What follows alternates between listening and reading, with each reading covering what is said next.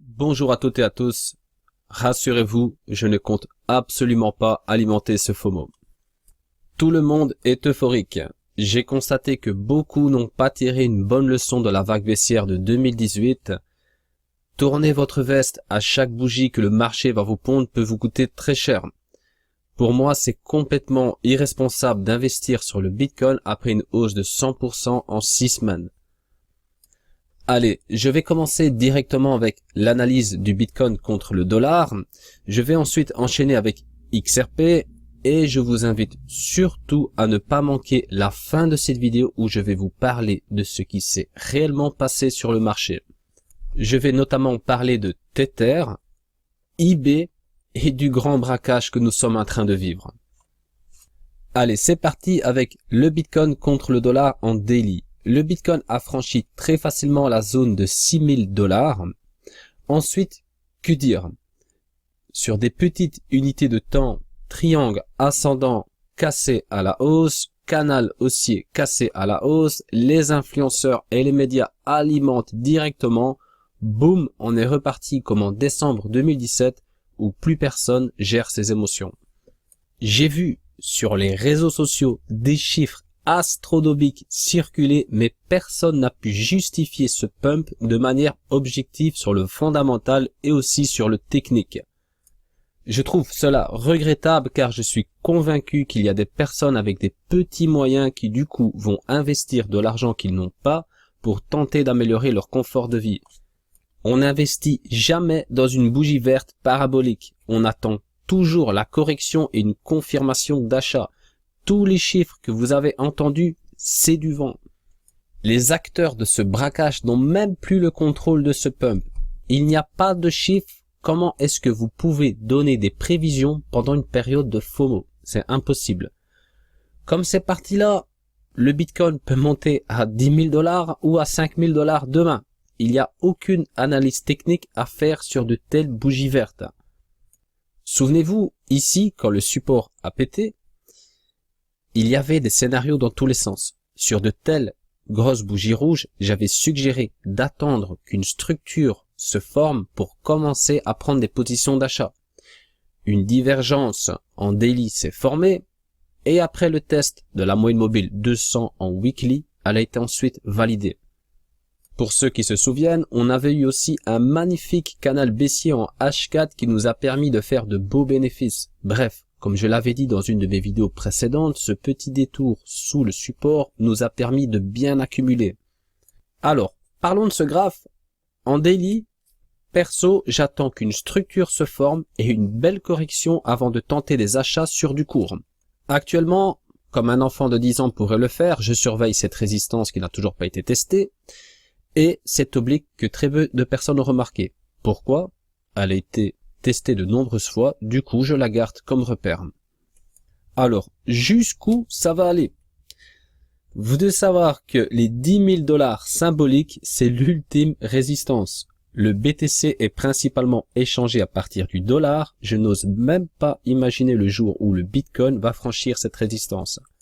Personnellement, BFM TV sera mon indicateur et croyez-moi, ça marche à tous les coups. Bon, pour moi, objectivement, c'est trop frais de tenter des ventes ou des achats en daily, mais par contre, nous avons de belles opportunités en H1. Avant de passer en H1, je vais quand même faire un petit détour en weekly. La moyenne mobile 50 a été testée 3 fois avant d'être cassée à la hausse. Souvenez-vous dans mes anciennes vidéos où je faisais référence à la moyenne mobile 200 en weekly et au niveau RSI, quand on a touché le même plus bas que la fois précédente. Mes arguments ont été validés comme prévu, mais le BTC était censé tester la moyenne mobile 50, comme ici, et ensuite tester à nouveau la moyenne mobile 200. Le RSI ne devait pas dépasser aussi cette zone plus ou moins dans les 60, comme la fois précédente. Alors, comment interpréter cela aujourd'hui? J'ai remarqué qu'une tendance haussière était confirmée, du moins sur ce graphe, par un alignement de ces trois moyennes mobiles. Je parle de la 50, de la 100 et de la 200. Donc la 50 sur le côté supérieur en jaune, la 100 à l'axe et la 200 sur le côté inférieur. Regardez, la moyenne mobile 50 est passée sous la moyenne mobile 100 depuis fin février. Cela veut dire que le ménage n'a pas encore été fait et qu'une grosse correction à venir est envisageable. Pour moi, encore une fois, ce qui corrobore avec mon scénario. À titre de comparaison, nous sommes exactement ici. Vous voyez, donc la moyenne mobile 50 est passée en dessous et là nous sommes plus ou moins sur le même niveau qu'aujourd'hui, mis à part qu'on est au-dessus de la moyenne mobile 100. Et si on regarde bien, le Bitcoin est parti dans un énorme bull run après que la moyenne mobile 50 est passée au-dessus de la 100, comme vous pouvez le constater. Là, on remarque que oui, le Bitcoin a pris beaucoup de valeur, il a franchi des résistances importantes, mais nous n'avons toujours pas cet alignement, car la moyenne mobile 50 est toujours en dessous de la moyenne mobile 100. Donc, prudence. Et perso, ce que j'ai remarqué, c'est que voilà, une tendance haussière confirmée, c'est vraiment qu'on a cet alignement. Voilà, ce n'est qu'un indicateur parmi tant d'autres, mais fondamentalement parlant, je n'ai pas trouvé vraiment de news ou d'informations qui justifient un tel pump. Donc ça, j'en parlerai bien sûr en fin de vidéo. Du coup, techniquement, je reste pied sur terre et je ne crie pas victoire trop vite. Moi, je demande pas mieux que le Bitcoin monte à 10 000, 20 000, 50 000 $ et tous les chiffres que vous avez pu entendre. Je suis avant tout un holder. J'ai investi dans des grands projets crypto. Je compte vraiment sur beaucoup d'alt. Et du coup, ne croyez pas que je suis un shorter et que j'ai envie que tout baisse. Non, voilà, on est dans le même camp. Mais je tiens à rester objectif. Je suis pas là pour vous dire ce que vous avez envie d'entendre. Le tout, c'est de rester prudent et de vraiment détecter les bons signaux pour prendre des achats, que ce soit sur du court, du moyen ou du long. Alors, depuis le mois de février, le Bitcoin est haussier. Regardez en weekly, on n'a que des bougies vertes. On a eu quelques-unes de consolidation ici, mais voilà. On est vraiment haussier depuis le mois de février. Vous devez savoir que même dans une tendance haussière confirmée, on a d'énormes bougies rouges. Regardez ici, c'était une tendance confirmée, on est tous d'accord, ça n'a pas empêché le Bitcoin de passer de 3 000 $ à presque la moitié de son prix. Cela veut dire que moi, j'attends une grosse bougie rouge, j'attends un gros retracement. Voilà, dans tous les cas, il y a toujours des prises de bénéfices. Voilà, quand un trader se positionne, quand des baleines se positionnent sur le marché, c'est pas pour passer à l'achat tout le temps, tout le temps, tout le temps. À un moment donné, il y a des gains. Voilà, c'est ce qu'on a tous fait. Enfin, pour la plupart des anciens, je veux dire en 2017, voilà, il y a eu des cash flows, on retire, on investit, on passe du point A au point B, on retire. Voilà, les baleines, c'est exactement ce qu'elles font. Elles s'en foutent du fondamental. Elles sont là pour l'argent uniquement. Voilà, c'est pas waouh, la blockchain, c'est génial. Voilà, non, c'est vraiment le pognon. Donc ça, vous devez comprendre que des retraits de bénéfices, il y en aura toujours. C'est pour ça que c'est volatile, que ce soit le Bitcoin ou sur les marchés financiers. Tout ça pour vous dire que c'est absurde de penser que le BTC va faire que monter à 50 000, 100 000, 1 million de $ sans avoir de correction. Voilà, des corrections, il y en aura toujours. Maintenant, je vais revenir sur mon indicateur technique que j'avais partagé sur YouTube récemment avant de passer en H1 et ensuite encore une fois donc XRP et pour terminer ma conclusion. Alors pour ceux qui ont vu ma vidéo sur cet indicateur, il est intéressant de constater que nous avons eu un signal d'achat ici quand le Bitcoin était à plus ou moins 3500 $ et que nous n'avons pas encore un signal de vente. Encore une fois, il s'agit bien sûr d'un indicateur qui est fiable uniquement sur de la tendance. Allez, maintenant je passe en H1. Oups, ah non, là je suis sur BitMEX en H4. Voilà. Comme je vous le disais, nous avons des structures beaucoup plus intéressantes sur des unités de temps plus courtes. Le RSI nous a indiqué 2 divergences baissières qui ont été validées par la suite. Des beaux petits canaux comme celui-ci nous permettent de prendre des positions d'achat ou de vente avec un stop bien serré aussi. Donc voici un exemple concret, mais je ne peux pas, et c'est impossible, que je vous partage régulièrement des vidéos, c'est-à-dire tous les jours, avec des graphiques en M30 ou H1, voilà, pour vous dire, voilà, je prends une position là, je vends là, voilà, c'est impossible. Mais nous avons quand même de belles opportunités, mais voilà, pour cela, il faut un contact plus direct via un groupe, etc., etc. Alors, ma priorité, c'est toujours de gérer mes investissements court terme sur les différentes plateformes où je traite. Vous comprenez que j'ai pas le temps de publier une vidéo tous les jours, c'est impossible. Du coup, si vous appréciez mes analyses, mais n'hésitez pas à me rejoindre sur mon groupe ou sur TradingView pour avoir un visuel sur mes analyses en temps réel, sachant que, par exemple, dans le cas du groupe, en l'occurrence, il n'y a pas que moi, il y a d'autres analystes que ce soit des débutants ou des confirmés ou même des professionnels. Voilà, il y a des analystes qui sont même bien plus forts que moi, qui partagent aussi gratuitement leur analyse. Donc voilà, c'est assez riche, c'est gratuit. N'hésitez pas encore une fois à nous rejoindre. Beaucoup l'ont fait, on s'approche tout doucement des 1000 membres. Allez, maintenant je passe sur XRP contre le BTC. Je pense que la plupart d'entre vous n'ont pas oublié la dernière analyse technique que j'ai partagée sur XRP. Je vous avais dit que XRP reproduisait quasi le même schéma contre le BTC. Je ne croyais pas si bien dire. Bon, je vous avais surtout précisé qu'il fallait attendre, comme toujours, un signal pour se positionner. Le premier signal, c'était bien sûr de franchir cet oblique. Je n'hésite pas à vous partager régulièrement mes trades perdants, car il est intéressant d'apprendre sur les erreurs d'un autre. Mais aujourd'hui, je vais vous parler de deux gros trades gagnants sur XRP.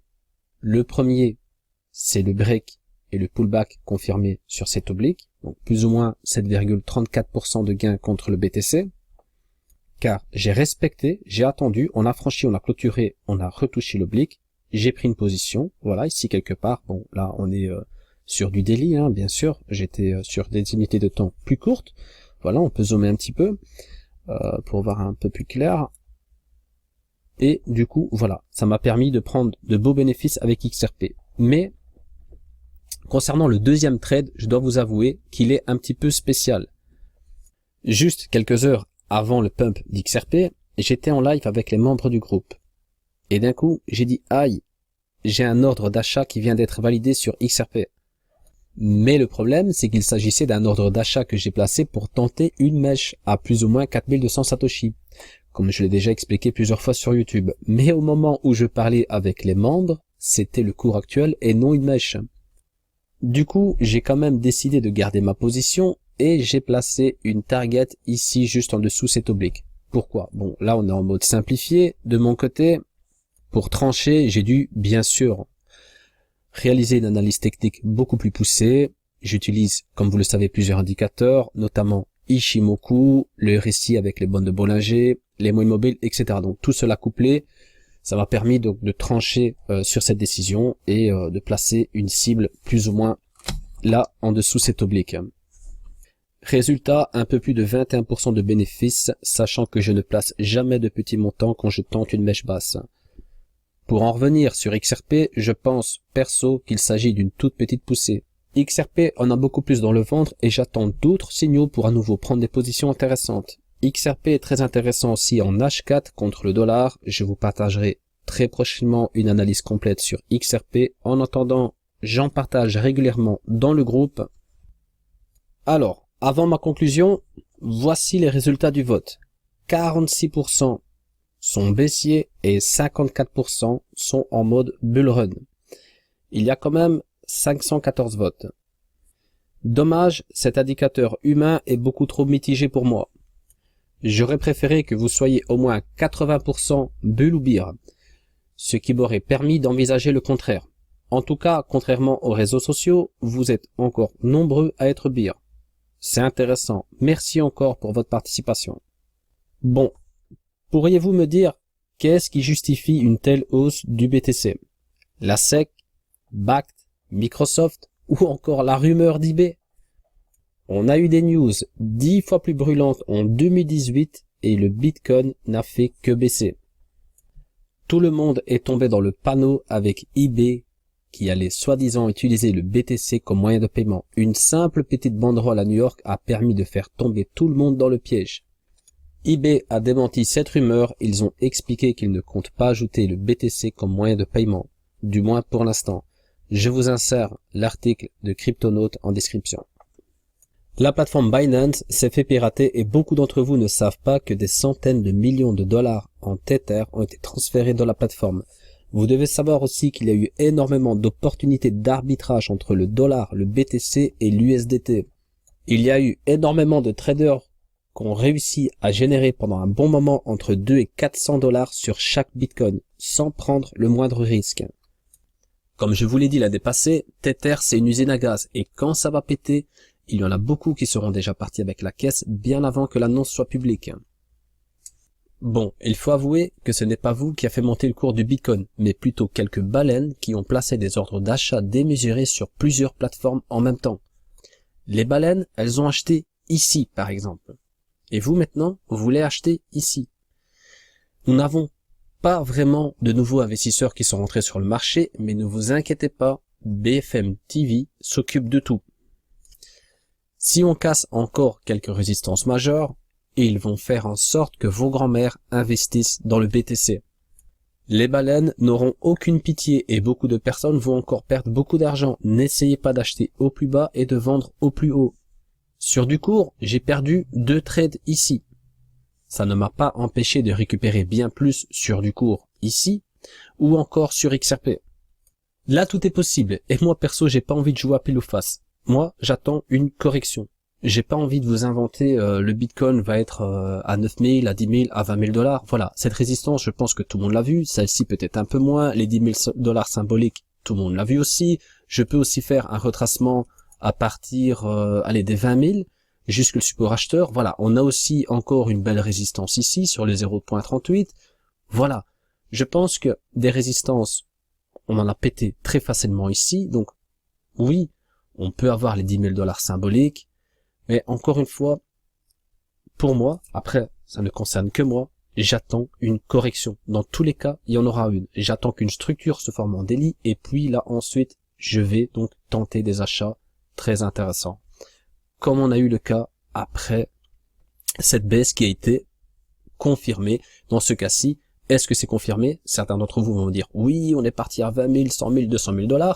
Et d'autres, on l'a bien vu dans le vote, dans le sondage que j'ai proposé, vont parler d'un retracement jusque cet oblique ou encore plus bas. Voilà, donc on a chacun nos scénarios. N'hésitez pas à partager le vôtre en commentaire.